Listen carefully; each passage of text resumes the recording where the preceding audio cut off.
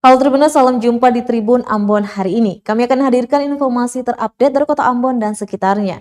Bersama saya Tanita Patiasina, inilah Tribun Ambon hari ini edisi 15 Oktober 2021. Kita mulai dengan berita pertama. Dibawa kabur buaya, bocah di Pulau Buru akhirnya ditemukan.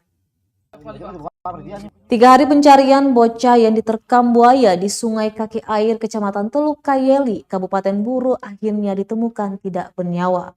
Menurut Koordinator Pos Sarnamlea Rahmat Palapia, korban ditemukan tidak begitu jauh dari lokasi kejadian pada pukul 2 pagi, Jumat 15 Oktober 2021 dini hari.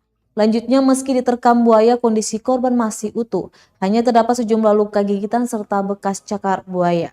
Korban sendiri ditemukan tidak bernyawa, kondisi tubuh korban juga masih utuh.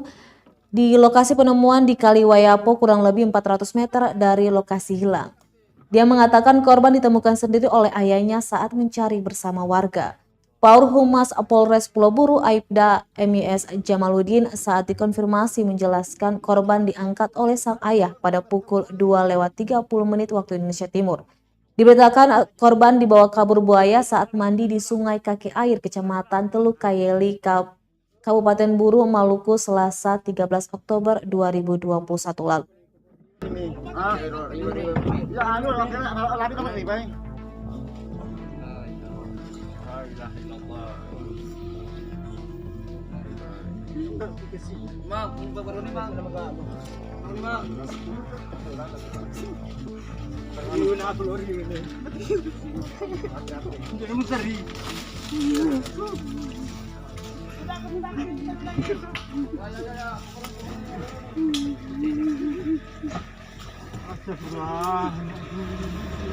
La ilaha illallah.